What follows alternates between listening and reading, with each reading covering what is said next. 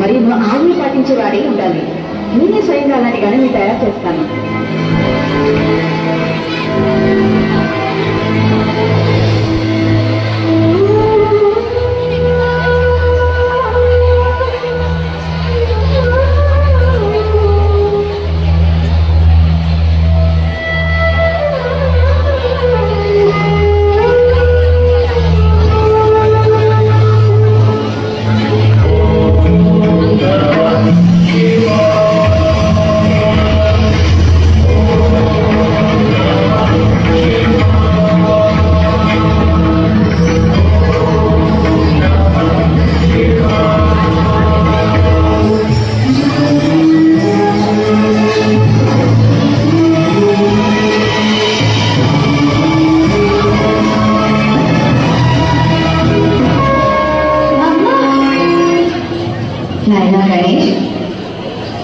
చెప్పమ్మా. చూడు నాయనా, నేను స్నానం గదిలో స్నానం చేయడానికి వెళ్తున్నాను. నువ్వు గాలి దగ్గర కూర్చో. నీ పుత్రుడునైనా గణేశుణ్ణి. నేను మాట ఇచ్చిన ఆదేశాన్ని పాలిస్తున్నాను. ఆమె ఆదేశం ఏమిటంటే ఆమె ఆజ్ఞాపించేదాకా ఎవరిని లోపలికి పంపొద్దని. గౌరీపుత్రుడా, అలాగైతే ఈ ఆజ్ఞ నాకు వర్తించదు. ఎందుకంటే నేను గౌరికి భర్త అయిన శివశంకరుడు. ద్వారం నుండి తప్పుకో బాలక. కుదరదంటే కుదరదు. ఎప్పటిదాకా అమ్మ ఆజ్ఞాపించదో నేను ఎవరిని లోపలికి వెళ్ళనివ్వను. ముందుకే అమాయక బాలుడా, దారి నుంచి తప్పుకో. అది అసంభవం. చూడు, నీకు నా కోపం గురించి తెలియదు.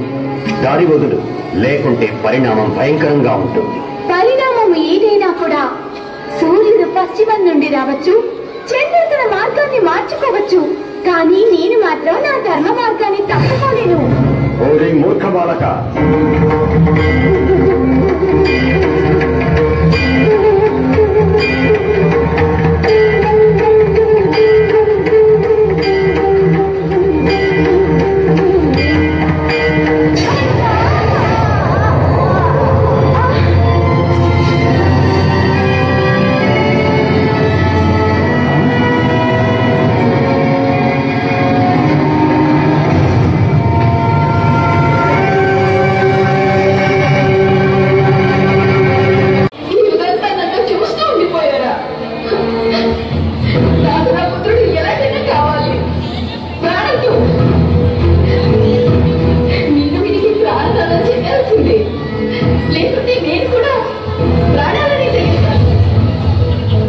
అహంకారం త్యాగించి దేవి పార్వతి యొక్క ప్రార్థనను స్వీకరించండి భోలేనాథ్.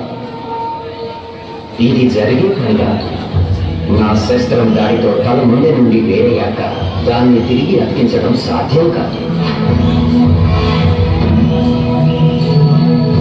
అలా అయితే ఒకటే ఉపాయం ఉంది.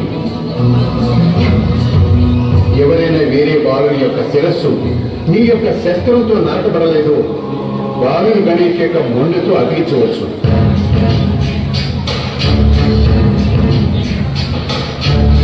ఆలోచించి సమయం వృధా చేయదు. వెంటనే మీ గణాలకు ఆదేశించండి.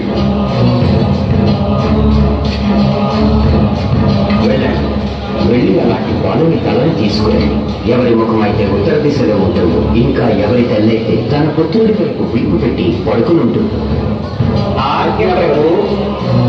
ఆలస్యం చేయకండి. సమయం మించిపోతే ఈ బాలుడికి ప్రాణం పొందలేదు. ఆజ్ఞ అదే.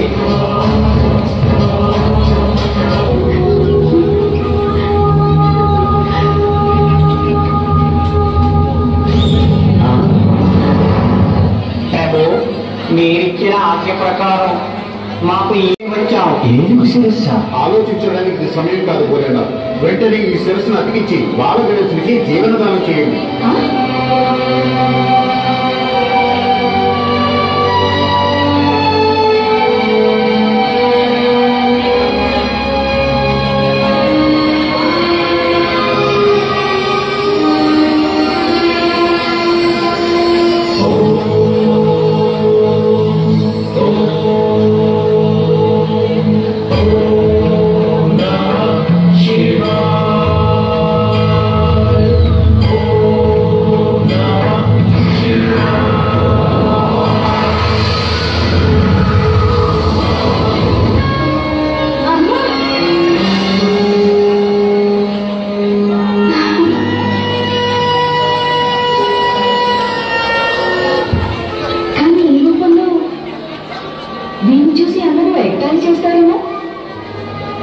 చింతించకు ప్రియా, అలా ఏమీ జరగదు.